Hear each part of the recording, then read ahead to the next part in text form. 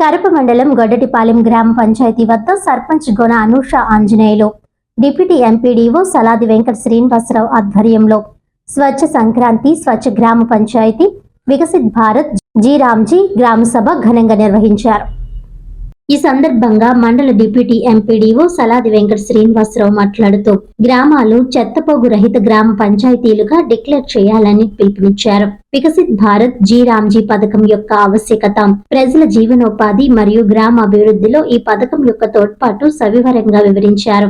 ఇంటి పన్నులు, ఇతర ఆదాయ వనరుల భాగస్వామ్యంతో గ్రామ పంచాయతీని ప్రగతి పదంలో తీసుకువెళ్లాలని గ్రామస్తులని చైతన్యం చేశారు. సర్పంచ్ మాట్లాడుతూ ఉప ముఖ్యమంత్రి మరియు పంచాయతీరాజ్ శాఖ మంత్రులు వారి నాయకత్వ సూచనలతో గ్రామ పంచాయతీని పారిశుధ్యం, మంచినీరు మరియు తదితర రంగాలలో గ్రామ పంచాయతీలో అద్భుతంగా రాణిస్తున్నాయని అన్నారు.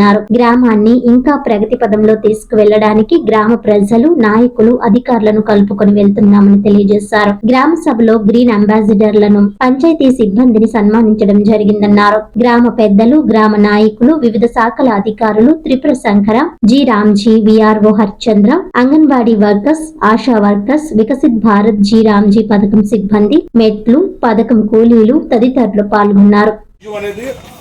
ఉన్నతంగా ఉండాలి, ప్రజలకు అది చేరవలసిన కనీస భద్రత అనేది ఉండాలనే ఉద్దేశంతో మనకి ఈ పారిశుధ్యాన్ని ఉన్నతంగా చేశారు.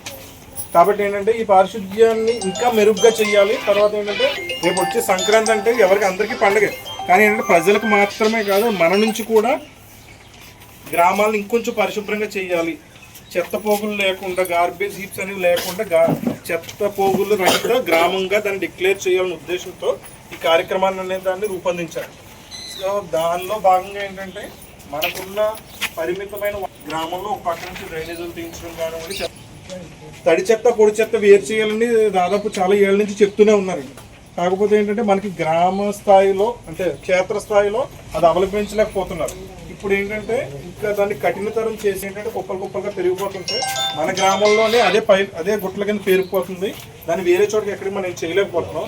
కాబట్టి నేను తడి చెత్తని పొడి చెత్తని వేరు చేసి తడి చెత్త ద్వారానేమో ఎరువులు తయారు చేస్తే రేపటి రోజున మన రైతులకు ఉపయోగపడే వర్మీ కంపోస్ట్ అనే దాన్ని మనం వాళ్ళకి అందించగలిగితే దాంతోపాటు ఏంటంటే మన పంచాయతీ కూడా ఎంతో కొంత ఆదాయము చేకూరుతుంది. చెత్త అనేది గుట్ల కింద పేరుకుపోకుండా ఉండాలి. ఇప్పుడు మనకి మొక్కలు ఆకుల నుంచి వచ్చేది కానీ లేదా అన్నం తుక్కు కానీ ఏదైనా